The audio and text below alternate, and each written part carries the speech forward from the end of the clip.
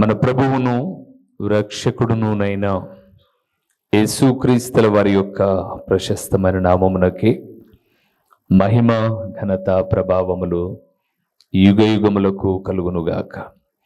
సర్వాధికారి అయిన దేవుడు ఆయన గొప్ప కనికరమును బట్టి మరొక శ్రేష్టమైనటువంటి శుభదినములు దేవుని మాటలు మనము ధ్యానము చేయుటకు దేవుడు మనకిచ్చిన ఈ గొప్ప సదవకాశమును బట్టి దేవాది దేవునికి మనము ఎంతగానో కృతజ్ఞతాస్తుతులు చెల్లించబద్దులమై ఉన్నాము. అదే సమయంలో దేవుని వాక్యం వినుటకు దేవుని పరిశుద్ధ పాద సన్నిధిలో కూడి ఉన్న దేవుని ప్రియబిడలైన మీ అందరికీ కూడా ప్రభు అయిన యేసుక్రీస్తు పేరట శుభవందనములు తెలియచేయచ్చు ఉన్నాం. దేవుని వాక్యమును ప్రేమించుచున్న మిమ్మలను మీ కుటుంబములను నా ప్రభు అయిన యేసుక్రీస్తు నిండారులుగా దీవించునుగాక. మంచిది ప్రియులారా, ఈ సమయంలో ఒక ప్రాముఖ్యమైన విషయాన్ని ప్రభు మీతో పంచుకోమన్నాడు. అది అంశభాగము ఏమిటి అనగా, దేవుని నమ్మిన మనకు యుక్తమైనది ఏమిటి? దేవుని నమ్మిన మనకు యుక్తమైనది. యుక్తము అంటే మంచిది అని అర్థం. మంచిది అని అర్థం. రండి మూల వాక్యంలోనికి వెళ్దాం. ద్వితీయోపదేశ కాండము 12వ అధ్యాయము 25వ వచనము. యుక్తము అనే దాని గురించి మనము మంచిది ఏదో, నమ్ముకున్న మనకు మంచిది ఏదో కొన్ని విషయాలను మనం ధ్యానం చేద్దాం. 12వ అధ్యాయం ద్వితీయోపదేశ కాండం 25వ వచనము. నీవు యెహోవా దృష్టికి యుక్తమైన దానిని చేసినందున నీకు నీ తరువాత నీ సంతతి వారికి మేలు కలుగునట్లు దాన్ని తినకూడదు. ఆయన రక్తము ప్రాణమును గురించి మాట్లాడాడు. కానీ ఇక్కడ ఒక ప్రాముఖ్యమైన విషయం ఏంటంటే, నీవు దేవుని దృష్టికి యుక్తమైనది చేస్తే నీకు, నీ తర్వాత నీ సంతానానికి చెప్పండి ఏం కలుగుతుందట? మేలు కలుగునట్లు అన్నాడు. ప్రభువునందు ప్రియమైన వారలారా, దేవుని దృష్టికి యుక్తమైనది మనం చేసినప్పుడు, అంటే దేవుని దృష్టికి మంచి దానిని మనం చేసినప్పుడు మనకే కాక మన తదుపరి ఉన్న మన సంతానానికి కూడా ఏం కలుగుతుంది? మేలు కలుగుతుంది. ఇప్పుడు దీన్ని మనం ఎలాగ మాట్లాడుకుందాం. ఇప్పుడు దేవుని దృష్టికి యుక్తము కానిది చేసామనుకుందాం, అంటే మంచిది కానిదేదో, దేవుని దృష్టికి ఇది యోగ్యమైనది కాదు అనుకున్నది ఏదో చేసామనుకుందాం. అప్పుడు మనకు మన సంతానానికి ఏం కలుగుతుంది? కీడు కలుగుతుంది. అంటే ఇప్పుడు కీడు కలిగించుకోవడమైనా మేలు కలిగించుకోవడమైనా ఎవరి చేతిలో ఉందట? మన చేతిలోనే ఉంది. మనము నడిచే నడత, జీవించే జీవితం, మనం బ్రతికే బ్రతుకు, చేసే పని, మనం మాట్లాడే మాట, చూచే చూపు, తలంచే తలంపు, యోచించే క్రియ, ఇవి యుక్తము కాకపోతే కీడు, యుక్తమైతే మేలు మన వరకే కాదు మన కుటుంబాలకు కూడా అన్నాడు. ప్రభువునందు ప్రియమైన వారలారా, అలాంటప్పుడు ఏవి యుక్తమైనవో మనకు తెలిస్తే అవి మనం చేసామనుకుందాం, మనకు తప్పనిసరిగా మేలు కలుగుతుంది. ఒకవేళ అవి తెలుసుకొని కూడా మనం తప్పే చేసామనుకోండి, ప్రార్థన చేసిన ఇబ్బందులు ఎదుర్కొంటాం. రండి ఏంటో ఒకసారి మనం చూద్దాం. పేతురు రాసిన మొదటి పత్రిక 1వ అధ్యాయము 8, 9 వచనాలు కలిసి ఉన్నాయి. అందులో మనకు కావలసిన 9వ వచనంలో ఉంది. ఆ రెండింటిని కలిసి మనం చదువుకుందాం. పేతురు రాసిన మొదటి పత్రిక 1వ అధ్యాయము 8వ వచనము 9వ వచనము. మీరు ఆయనను చూడకపోయినను ఆయనను ప్రేమించుచున్నారు. ఇప్పుడు ఆయనను కన్నులారా చూడకయే విశ్వసించుచు మీ విశ్వాసమునకు ఫలమును అనగా ఆత్మరక్షణను పొందుచు చెప్పన సత్యమును మహిమాయుక్తమునైన సంతోషము గలవారై ఆనందించుచున్నారు అన్నాడు. ప్రభువునందు ప్రియమైన వారలారా, అక్కడ మీరు చూస్తే ఆత్మరక్షణను పొందుచు చెప్పనసఖ్యమును మహిమా యుక్తమునైన, ఆ మాట చాలా ప్రాముఖ్యం, సంతోషము గలవారై ఆనందించుచున్నారు అన్నాడు. దేవుని నమ్మిన వారికి యుక్తమైనది ఏంటి అంటే ఆత్మను రక్షించుకొనుట యుక్తమైనది. అంటే ప్రార్థనకు వచ్చి పోవడం మంచిది కాదు. ప్రార్థనకు వచ్చిన తర్వాత మనము, మన తదుపరి మన పిల్లలు ఏం చేయాలి? ఆత్మను రక్షించుకోవాలి. ఒక 15-16 సంవత్సరాలు వయసు వచ్చేసరికి మన పిల్లలను మనము ముందుగానే మోల్డ్ చేసుకుంటూ రావాలి. ఈ లోకము పాపముతో నిండి ఉంది, శాపముతో నిండి ఉంది. కాబట్టి యవ్వన ప్రాయములోనే నీ జీవితాన్ని ప్రభువునకు నువ్వు అర్పించగలిగితే దేవుడు నిన్ను నిండారులుగా దీవిస్తాడు. ఒకవేళ యవనులు తప్పక తొట్టిల్లుదురు అన్న లేఖనానుసారంగా నువ్వు ఒకవేళ పడిపోయినా గ్రంథం చెబుతుంది, నీతిమంతుడు 7 మారులు పడినను తిరిగి లేచును అని ఉంది. కాబట్టి ఇదిగో భయానకమైన ఈ ప్రపంచములో మొట్టమొదట నేను రక్షించబడ్డాను, నా పిల్లలుగా, నా కుటుంబముగా మీరు రక్షించబడుట దేవుని దృష్టిలో యుక్తము అని చెప్పి రక్షణ కొరకు సిద్ధపరచాలి ప్రియులారా. అందుకే అక్కడ అన్నాడు, యుక్తమైనది ఆత్మరక్షణ. ఆత్మరక్షణ ప్రభువునందు ప్రియమైన వారలారా, ఈ వాక్యాన్ని మనం ధ్యానం చేస్తున్నప్పుడు నేటికి అనేక మంది మందిరాలకు వెళ్తూ ఉన్నారు. కానీ మందిరానికి వెళ్తున్నటువంటి వారికి ఆత్మను గూర్చిన శ్రద్ధ, ఆత్మరక్షణను గూర్చిన బాధ్యత చాలామందికి లేదు ప్రియులారా. తాము పాపులమని గ్రహించి పశ్చాత్తాపపడి మనస్సును మార్చుకుని తండ్రి కుమార పరిశుద్ధాత్మ నామములో బాప్టిజమును పొంది ప్రభు కొరకై జీవించేటటువంటి తల్లిదండ్రులు కరువైపోతున్నారు. ఇక తల్లిదండ్రులే కరువైపోతే పిల్లల పరిస్థితి ఏంటి? పసిపిల్లలను తీసుకొని బ్యాప్టిజం అంటే వాళ్ళకి ఏం తెలుస్తుంది? బైబిల్ గ్రంథం చాలా చక్కగా మాట్లాడుతుంది. నమ్మి బ్యాప్టిజం పొందిన వాడు రక్షింపబడును, నమ్మని వానికి శిక్ష విధింపబడును అని. అంటే యేసు ప్రభుల వారు దేవుని కుమారుడని నమ్మి ఆయన మన పాపముల కొరకై బలి అయ్యాడని విశ్వసించి మన పాపములను మనం ఒప్పుకొని పశ్చాత్తాపపడి మనస్సు మార్చుకొని తీసుకునేదే బ్యాప్టిజం. మరి పసిబిడ్డలను ఎత్తిన చెముడు నీళ్లు కొమ్మరిస్తే వాళ్ళకి ఏం తెలుస్తుంది? వాళ్ళకి నమ్మకం అంటే ఏంటో తెలియదు. దేవుడు అంటున్నాడు, దేవుని నమ్మిన మనకు యుక్తమైనది ఆత్మను రక్షించుకొనుట. ఆత్మను రక్షించుకొనుట.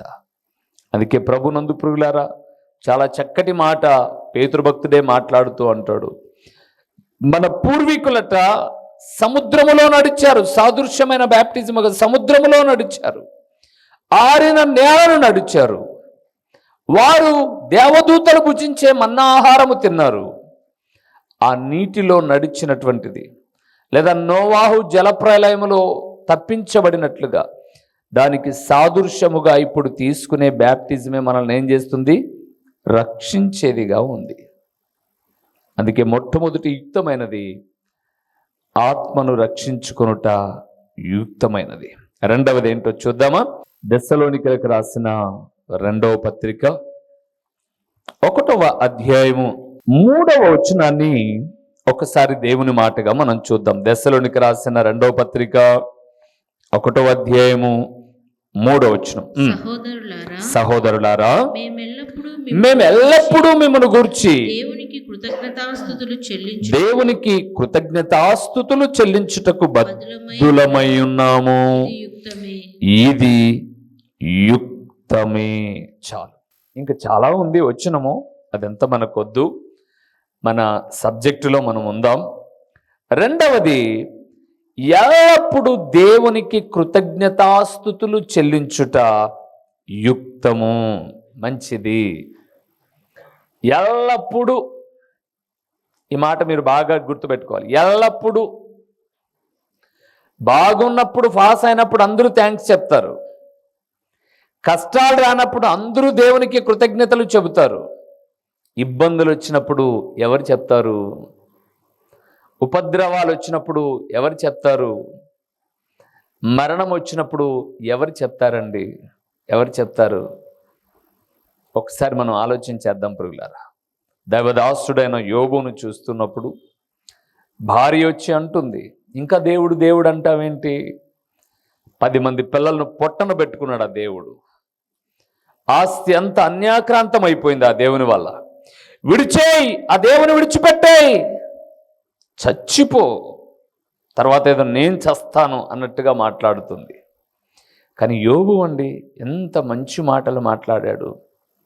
దేవుని వల్ల మేలే కాదు కీడు అయినా సరే సహించాలి అని చెబుతూ చాలా చక్కగా మాట్లాడాడు.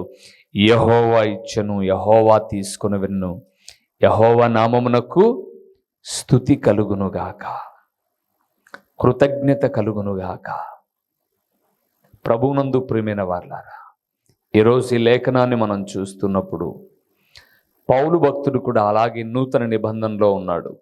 తర్వాత మీరు చదువుకోండి, రోమీలకు రాసిన పత్రిక 8వ అధ్యాయం 35 నుంచి 39 వరకు చూస్తే పౌలు అంటాడండి, శ్రమైనను, హింసైనను, ఉపద్రవమైనను అట్టిది మరి ఏదైనా సరే క్రీస్తు ప్రేమ నుంచి ఎడబాపుట అన్నది జరగదు. నేను నా దేవునికి ఎల్లప్పుడూ కృతజ్ఞతాస్తుతులు చెల్లిస్తాను.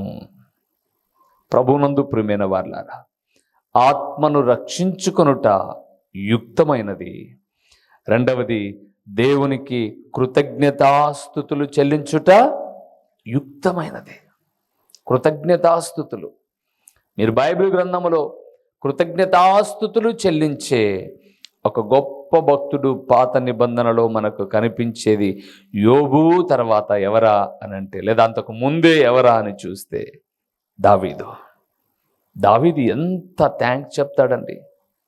దావీదు మాత్రమే కాదు, కోరాహు కుమారులు కూడా, వాళ్ళ నాన్న చనిపోయాడు తిరుగుబాటు చేసి, ఆ బిడ్డలు మాత్రం ఎంతో కృతజ్ఞత, నా దేవుని మందిర ద్వారమునొద్ద నుండుట నాకు మేలు అంటారు. 41వ కీర్తనకు వస్తున్నప్పుడు, నా ప్రాణమా తొందరపడమాకు, నిరీక్షణ ఉంచు, ఆయనను నమ్ముకొనదగిన దేవుడు అని థ్యాంక్స్ చెప్పాడు. ప్రియులారా, ఈరోజు ప్రభునందు ప్రియులారా, దేవుని నమ్మిన వారికి మంచిది ఏది అంటే ఆత్మను రక్షించుకోవడం, మన తదుపరి మన పిల్లల రక్షణ గురించి బాధ్యత వహించడం, వారిని రక్షించడానికి ఒప్పింప చేయడం, దేవునిలో వారిని పురికొల్పడం. రెండవది, దేవునికి ఎల్లవేళలా ఎల్లప్పుడూ ఏమి చెల్లించాలి? కృతజ్ఞతాస్తుతులు. చాలామంది కొంత బాధ కలిగితే ప్రేరే చేసుకోరండి. కొన్ని కష్టాలు వస్తే ప్రార్థనే మర్చిపోతారు. కొంత ఇబ్బంది వస్తే ఏం దేవుడులే, చేసుకునే మనసు లేదు, నాకు మనసు కష్టంగా ఉంది అంటారు. నో, నన్ను అడిగితే యోబు కన్నా కష్టం ఇంకెవరికి రాలా. అందుకే భక్తుడైన యాకోబు అన్నాడు 4వ అధ్యాయంలో, యోబు యొక్క సహనాన్ని మీరు చూశారు కదా, ఎంత ఓర్పు, ఎంత సహనం. ఒక దిక్కు భార్య, ఒక దిక్కు స్నేహితులు, ఇంకా యోబు గ్రంథాన్ని చదువుతున్నప్పుడు తన దగ్గర పని చేసేటటువంటి వాళ్ళు కూడా మాట వినలా, నవ్వుకొని వెళ్ళిపోతున్నారు. కానీ యోబు ఎల్లప్పుడూ దేవునికి కృతజ్ఞతాస్తుతులు చెల్లిస్తూ ఉన్నాడు. ఈరోజు ఈ మాట వింటున్న దేవుని కుమారుడా, కుమార్తె, దేవుడు మాట్లాడుతూ ఉన్నాడు, ఆత్మను రక్షించుకొనుట యుక్తము, కృతజ్ఞతాస్తుతులు చెల్లించుట యుక్తము. 3వ విషయాన్ని చూద్దాం. గలతీయులకు రాసిన పత్రిక 4వ అధ్యాయము 18వ వచనాన్ని ఒక్కసారి మనం చూద్దాం. అక్కడ ఒక మంచి యుక్తమైనది ఏదో ఉంది, చూద్దాం ప్రియులారా. నేను మీ యొద్ద ఉన్నప్పుడు మాత్రమే గాక ఎల్లప్పుడును మంచి విషయములలో ఆసక్తిగా నుండుట యుక్తమే. ఎంత బాగుందో చూడండి ప్రియులారా మాట. అపోస్తలుడైన పౌలు ఈ పత్రిక రాస్తూ ఉన్నప్పుడు చెరసాల్లో ఉన్నాడు, జైల్లో ఉన్నాడు. జైల్లో ఉన్నవాడు ఇలాంటి మాటలు మాట్లాడచ్చా? 4వ అధ్యాయం 18 చూడండి. నేను మీ యొద్ద ఉన్నప్పుడు మాత్రమే కాక, అంటే నేను మీ ఎదురుగా ఉన్నప్పుడు చాలా మంచిగా కనపడ్డారు. మీరు ప్రార్థన చేసుకుంటున్నట్లు, భక్తిగా ఉన్నట్లు, భయంగా ఉన్నట్లు ఉన్నారు. కానీ ఇప్పుడు నేను చెరసాల్లో ఉన్నాను, దూరంగా ఉన్నాను మీకు. అయితే ఇప్పుడు కూడా మంచి విషయములలో ఆసక్తి కలిగి ఉండుట యుక్తము. మంచి విషయములలో ఆసక్తి కలిగి ఉండుట, దాన్ని నేను ఇట్లా చెప్పగలను ప్రియులారా, మంచి పనులు చేయడములో ఆసక్తి కలిగి ఉండుట యుక్తము. ప్రార్థనా మందిరంలో ఉన్నప్పుడు మంచిగా ఉన్నాం, ప్రార్థనా మందిరం నుంచి బయటికి వెళ్ళిన తర్వాత ముంచే వాళ్ళుగా ఉన్నాం. ఇక్కడ ఉన్నప్పుడు మన పెదవుల నుంచి వచ్చేటటువంటి స్తుతి వేరు, ఇంటి దగ్గర మన పెదవుల నుంచి దొరలేటటువంటి పాపపు స్థితి మాటలు వేరు. కానీ పౌలు అన్నాడు, నేను మీ దగ్గర ఉన్నప్పుడు మాత్రమే కాదు. దీన్ని మనం ఇట్లా చెప్పుకోవాలి, దేవుని మందిరంలో మనం ఉన్నప్పుడే కాదు, మోకాలు వంగినప్పుడే కాదు, ప్రార్థన చేసినప్పుడే కాదు. అక్కడ అంటున్నాడు ఎల్లప్పుడూ. ఉంది ఆ మాట చూడండి, ఎల్లప్పుడును అన్నాడు. అంటే ఎప్పుడును, ఎల్లప్పుడును మంచి విషయాలలో ఆసక్తిగా ఉండుట యుక్తము. ఈరోజు మంచి విషయాలను గురించి ఆసక్తి కలిగి ఉండేవారు తక్కువైపోయారు ప్రియులారా. మంచి కన్నా చెడు చేయడమే ఎక్కువైపోయింది ఈ రోజుల్లో. ఏంటి, ఎందుకు ఇలాగ చెడు అని అంటే, ప్రార్థన చేస్తే అన్ని కవర్ అయిపోతాయిలే అని. ప్రియులారా, దేవుడు చాలా చక్కగా మాట్లాడాడు. దేవుడిచ్చిన ఈ స్వరముతో దేవుని స్తుతించిన మనము ఇదే స్వరముతో పాపపు పనులు చేయడానికి ఎవరిని పురికొల్పకూడదు, మనం చేయకూడదు. పాపం ఎప్పుడైనా అవమానమే ప్రియులారా. కానీ పరిశుద్ధత ఒకవేళ ఈరోజు కాకపోతే ఒకరోజు, ఏ రోజైనా సరే అది ఘనమైనది, ఘనమైనది. అందుకే ఆత్మ రక్షించుకోవడం యుక్తమం, కృతజ్ఞతాస్తుతులు చెల్లించుట యుక్తం, మంచి పనులు చేయుట యుక్తము. తర్వాత విషయం కూడా చూద్దామా? రోమీయులకు రాసిన పత్రిక 12వ అధ్యాయము 1వ వచనాన్ని మనం చూద్దాం. కాబట్టి సహోదరులారా, రోమీయులకు రాసిన పత్రిక 12వ అధ్యాయం 1వ వచనం. కాబట్టి సహోదరులారా, పరిశుద్ధమును దేవునికి అనుకూలమునైన సజీవ యాగముగా మీ శరీరములను సమర్పించుకొనుడని దేవుని వాక్యములను బట్టి మిమ్మను బతిమాలుకొనుచున్నాను. ఇట్టి సేవ మీకు యుక్తమైనది. 4వది ప్రియులారా, దేవునికి అనుకూలముగా జీవించుట యుక్తము. దేవునికి అనుకూలంగా బ్రతకాలి, మనకిష్టానుసారంగా మనం బ్రతకడం కాదు. దేవునికి అనుకూలముగా బ్రతుకుట యుక్తము. ఈరోజు ప్రభునందు ప్రియులారా, భర్తకు అనుకూలంగా భార్య, తల్లిదండ్రులకు అనుకూలంగా పిల్లలు, కొంతమంది విశ్వాసులకు అనుకూలంగా సేవకులు, సేవకులకు అనుకూలంగా విశ్వాసులు, లేదా కుటుంబములో ఒకరికొకరు అనుకూలతలు ఉన్నాయే తప్ప నేను దేవునికి అనుకూలంగా బ్రతుకుతున్నానా లేదా అని ఆలోచించేవారు కరువైపోయారు. అందుకే ఇక్కడ చాలా చక్కగా మాట్లాడుతూ, పరిశుద్ధమును దేవునికి అనుకూలమైన సజీవయాగముగా మీ శరీరములను ఆయనకు సమర్పించుకొనుడని దేవుని వాత్సల్యమును బట్టి బతిమలాడుతున్నాను అన్నాడు.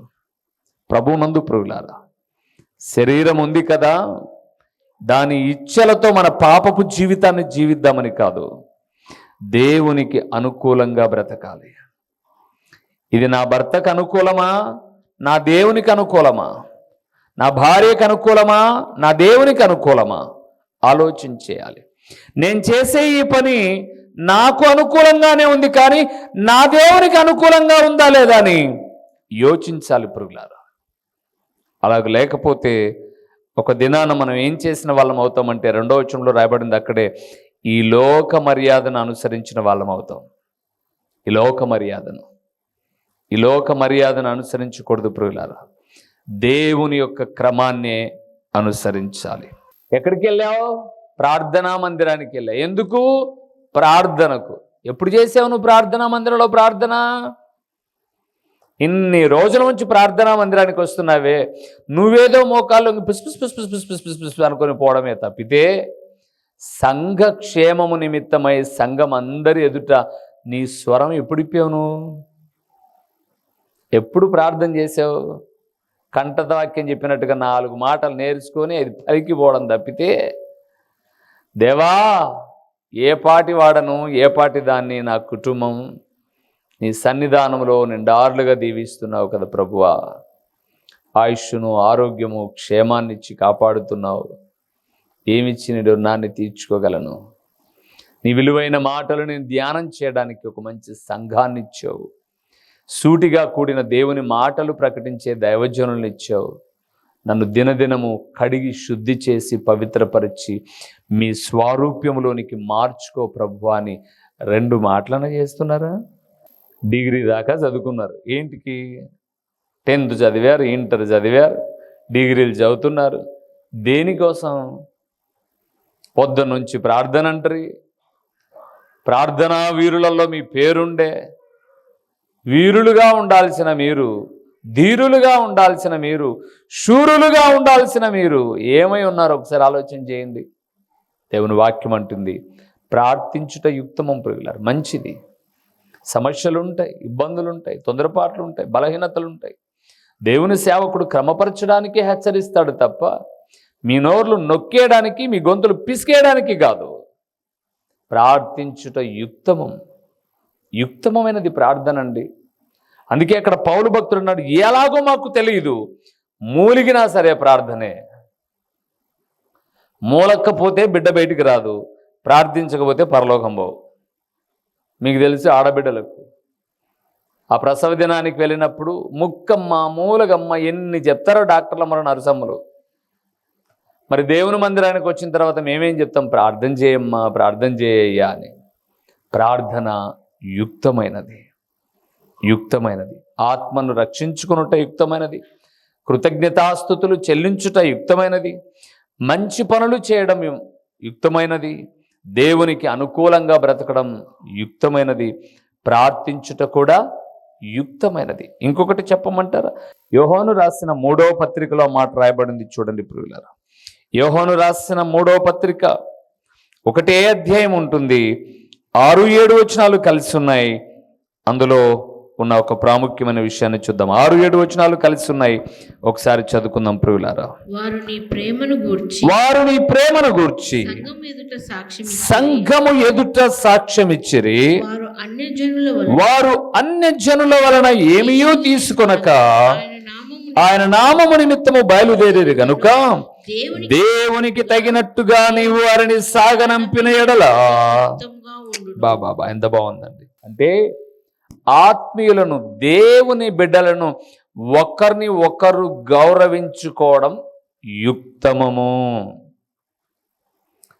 నచ్చిన వాళ్ళమైతే నగితిమి, నచ్చని వాళ్ళైతే మూతి ముడుచుకొని పోతిమి. ఇది యుక్తమము కాదు. ఆత్మీయులు అనగా దేవుని మందిరములో కూడు వారందరి ఎడల గౌరవాన్ని కనపరచాలి. దేవుని ఆరాధించే బిడ్డలు అందరి ఎడల గౌరవాన్ని కనపరచాలి. వారు డబ్బులు ఉండొచ్చు, డబ్బులు లేకపోవచ్చు, అందం ఉండొచ్చు, లేకపోవచ్చు, నీ అంత మంచి వనరులు ఉండొచ్చు, ఉండకపోవచ్చు. కానీ నువ్వు ఆరాధిస్తున్న దేవుని వారు ఆరాధిస్తూ ఉన్నారు. వారిని చిన్న చూపు చూడడానికి వీలు లేదు ప్రియులారా. వారికి నీ అంత మంచి ఇల్లు ఉండకపోవచ్చు, నీ అంత మంచి వస్త్రాలు లేకపోవచ్చు, నీ అంత బంగారు లేకపోవచ్చు, నీ అంత ప్రార్థనా జీవితం కూడా లేకపోవచ్చు. కానీ వారు దేవుని మందిరంలో నాటబడిన వారైతే, ఆత్మీయులైనబడేటటువంటి వారిని ఏం చేయాలి? గౌరవించాలి. గౌరవించాలి ప్రియులారా. మనం గౌరవించం చూడండి, సాకులు వెతుక్కుంటాం. తగదు, అది క్రమము కాదు. దేవుని బిడ్డలమైన మనము ఆత్మీయులను గౌరవించాలంటే, దేవుని మందిరంలో దేవుని సేవకులుగా మేము హెచ్చరిస్తాం, గద్దిస్తాం, మందలిస్తాం. మీ గౌరవానికి భంగపాటు కలిగే రీతిగా నడుచుకో. పిల్లలను నాయన లైన్లో పో అంటాం, కానీ ఆ పిల్లల మీద ఎంత ప్రేమో, వయసులో పైబడిన వారైనా సరే మీ మీద కూడా అదే ప్రేమ. కారణం ఏంటంటే అందరూ దేవునికి కావలసిన వారే. పిల్లలు వద్దని కాదు, పెద్దలు మాత్రమే కావాలని కాదు, స్త్రీలు వద్దని కాదు, పురుషులు మాత్రమే కావాలని కాదు, అందరూ కూడా దేవునికి అవసరమే. కాబట్టి దేవుని పరిశుద్ధ మందిరంలో కూడు వారందరినీ, ఆత్మీయులుగా పిలువబడే దేవుని బిడ్డలందరినీ ఏం చేయాలి? మనం గౌరవించాలి, గౌరవించాలి ప్రియులారా. ఇంకొక మాట కూడా ఉంది, మీరు తర్వాత చదువుకోనండి. ఫిలెమోను రాసిన పత్రికలో అందులో కూడా ఒకటే అధ్యాయం ఉంటుంది. 8వ వచనాన్ని మీరు చూస్తే క్షమించుట యుక్తమము అన్నాడు. పౌలు ఒనేసిము గురించి మాట్లాడుతూ చాలా చక్కటి సంగతులు హెచ్చరిస్తూ నీవు అతన్ని క్షమించు, అది యుక్తమము అన్నాడు. దేవునిందు ప్రియమైన వారలారా, ఈరోజు దేవుని ప్రియబిడ్డలముగా ఇలాంటి మంచి పనులు చేస్తున్నామో మనం? మన పిల్లల రక్షణ గురించి మనం ఎల్లప్పుడూ దేవునికి కృతజ్ఞతాస్తుతులు చెల్లించే విషయమై, మంచి పనులు చేసే విషయంలో, దేవునికి అనుకూలంగా బ్రతికే జీవితములో, ప్రార్థించుటలో, ఆత్మీయులను గౌరవించుటలో, ఇతరులను క్షమించుటలో యుక్తమైనవి మనము చేస్తే దేవుడట ఆ యుక్తమైన దానిని బట్టి మనకు, మన సంతతికి ఏం చేస్తాడట? మేలు చేస్తాడట. తలలు ఉంచుతాం, కళ్ళు మూసి ప్రార్థన చేస్తూ, నాయనా ఇట్టి విషయాల్లో నేను ఆసక్తిని కనపరుస్తాను, నన్ను, నా బిడ్డలను నువ్వు మేలుతో తృప్తిపరచు, నీ వాగ్దాన ప్రకారంగా నడిపించు అని ప్రభు ఎదుట శిరము వంచుదాం. మహిమా స్వరూపివైన మా ప్రియమైన పరలోకపు తండ్రి, మహోన్నతుడమైన దేవా, మీ ఘననామమునకు స్తోత్రములు చెల్లిస్తూ ఉన్నాము నాయనా. మీ గొప్ప కనికరాన్ని బట్టి మమ్మల్ని సజీవుల లెక్కలో జ్ఞాపకం చేసుకొని ఈ ప్రాముఖ్యమైన కూడికలో నిన్ను నమ్మిన బిడ్డలమైన మా జీవితాలలో యుక్తమైనది దేనిదో ఏమిటో ఆ యుక్తమైనది మేము అనుసరిస్తే మాకు, మా సంతతికి మేలు కలుగుతుందని మీరు పలికిన విలువైన మాటలను బట్టి స్తోత్రములు నాయనా. తండ్రి, ఇలాంటి మాటలు వింటూ ఉన్నప్పుడు మేమెక్కడ దారి తొలగిపోతున్నామో తెలుసుకొని సరైన మార్గములోనికి వచ్చి యుక్తమైన దానిని జరిగించి మేము, మా కుటుంబాలు మేలు పొందడానికి సహాయము చేయండి. ప్రకటించబడిన పరలోకపు సంగతులు వ్యర్థముగా పోకుండా సారవంతమైన నేలను పడిన విత్తనము వలె 30 60 100 ఫలింపచేసి మీ ఘననామానికి మహిమ, ఘనత, ప్రభావములు మీరు కలుగు చేసుకునమని ఎంతైనా నమ్మదగిన దేవుడవైన మీకు స్తుతులు చెల్లించుకుంటూ యేసు నామములో అడిగి పొందియున్నాము తండ్రి, ఆమేన్. మా చిరునామా దైవజనుడు బ్రదర్ ఓ రూబేన్ గారు, క్రీస్తు ప్రార్థనా మందిరం, డోర్ నెంబర్ 1-10-386, నగరిగుట్ట, పులివెందుల, కడప జిల్లా. మీ ప్రార్థనా అవసరాల కొరకై సెల్ నంబర్ 9989067409.